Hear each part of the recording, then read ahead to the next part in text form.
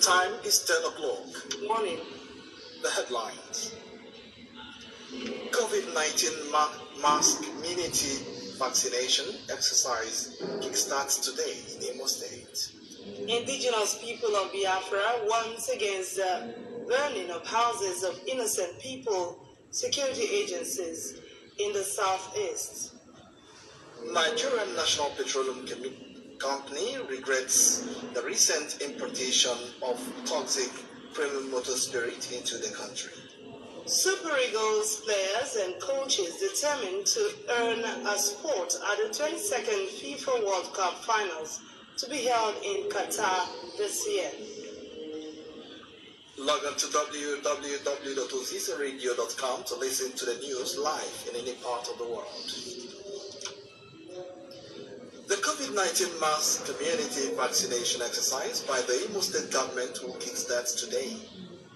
The State Commissioner of Health, Dr. Prosper Success Ohaya, who made the announcement during the flag-off of the program, said the exercise will take place at Ndubisi Kano Square, formerly known as Hero Square, Owerri. Dr. Ohaya noted that Governor Hope Uzodinma was desirous to make it easier for the people or the grassroots to have the vaccine delivered to them at their doorsteps in order to make the state COVID-19 free.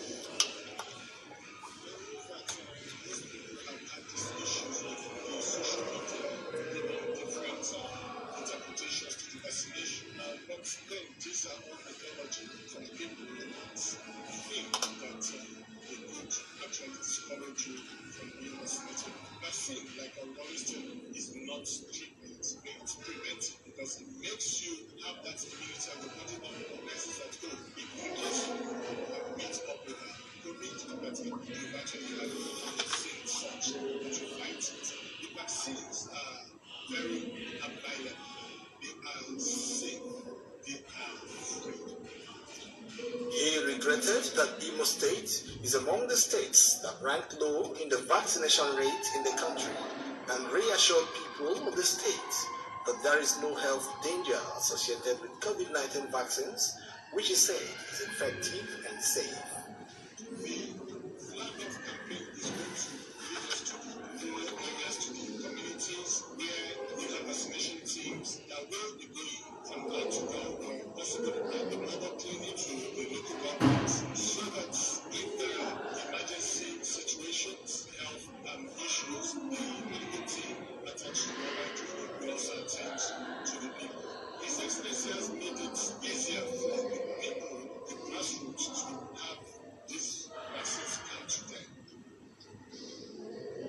Dr. Prosper Success commended Governor Hope Uzodinma, Caritas Nigeria, UNICEF, and other partners for their support to the State Ministry of Health in the fight against the virus. He therefore called on Imo residents to come out en masse to partake in the exercise in our individual, family, and state's interest. He, however, tasked media organizations to assist the state government in the fight against the fake information concerning the vaccination. The indigenous people of Biafra has said anyone, including governors of states in the southeast, sponsoring and encouraging the Nigerian army and the Ebubago security outfit to burn houses and unleash violence on innocent people will not go unpunished. The group also described the destruction of property and killing of innocent people suspected to be IPOB members or supporters of a genocide against their land.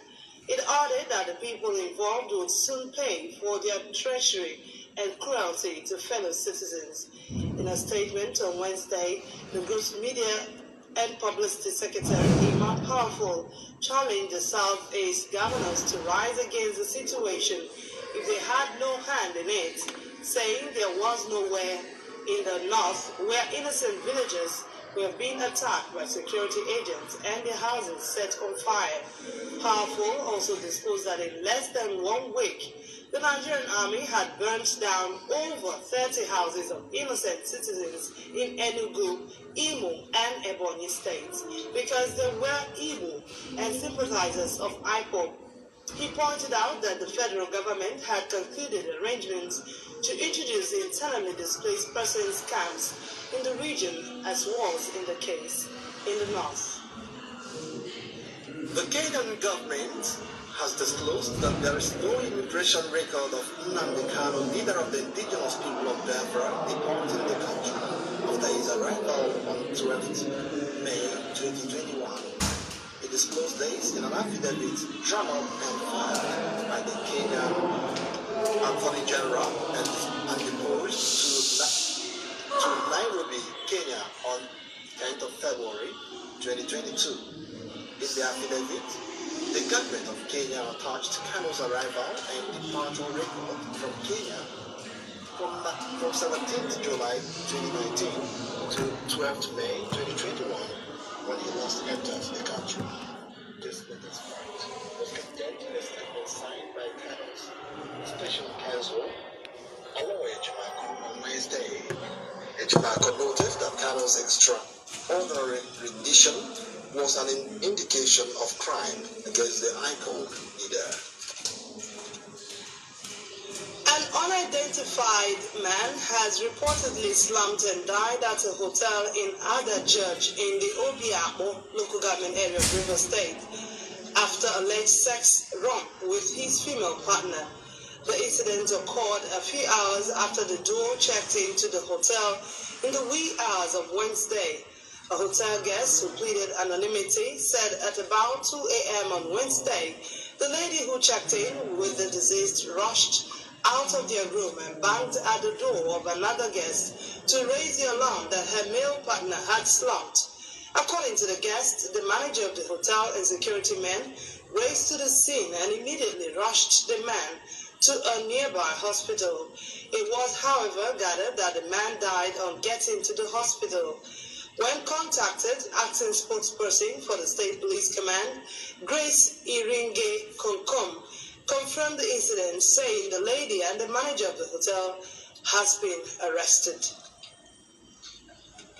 In business news, the Nigerian National Petroleum Company, NNPC, says the recent importation of toxic premium motor spirit, PMS, popularly known as petrol, into the country was not deliberate.